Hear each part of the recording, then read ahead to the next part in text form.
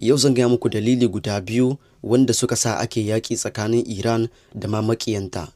Dalili na farko, tun shekarar 1979 ya kasance ne an yi renversen wani rejim a can Iran, wanda shi wannan rejim suna da kyakkyawar alaƙa ne tsakaninsu da ƙasar Amerika.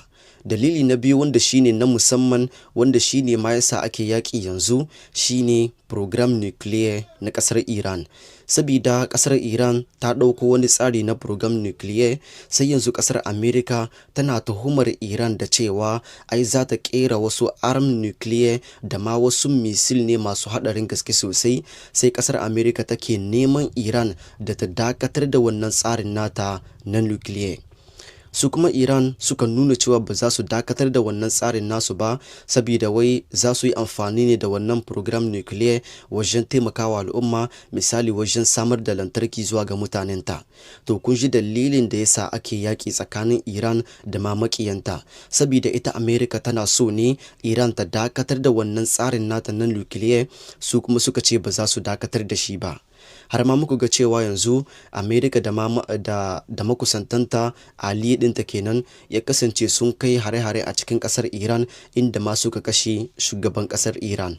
Daga nan ita ma Iran ba ta yi sanyi ba, face sai da suka mayar da martani, inda a wasu ƙasashe da ya kasance ana samun base militaire na Amerika sai da ya kasance sun kai hari a can.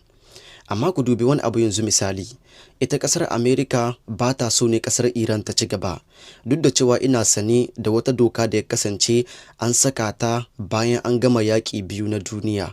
A lokacin duniya ta lura sosai da irin barnar da aka yi sosai, sai aka fitar da wata doka ta duniya ga baki ɗayanta, inda aka ce yanzu za a taƙaita ƙera makamai na nukiliya ne a cikin duniya ga baki ɗayanta, gudun kuma a ƙara haddasa wata matsala nan gaba.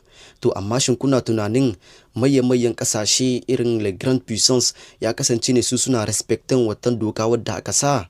Shi ne yasa yanzu kuke ganin Amerika tana ƙoƙari ta hana ma ƙasar Iran ta ƙera makaman da za ta iya kare kanta, ta ƙera makaman da za su iya sawar a daina mata barazana da sauransu can. Zaman kai ne ka ci gaba, sai yanzu gashi wani yana so ya ci gaba, sai kana ƙoƙari ka hana shi ci gaba, har ma kana shiga kana yaƙi da shi akan ganin cewa wai bai ci gaba ba.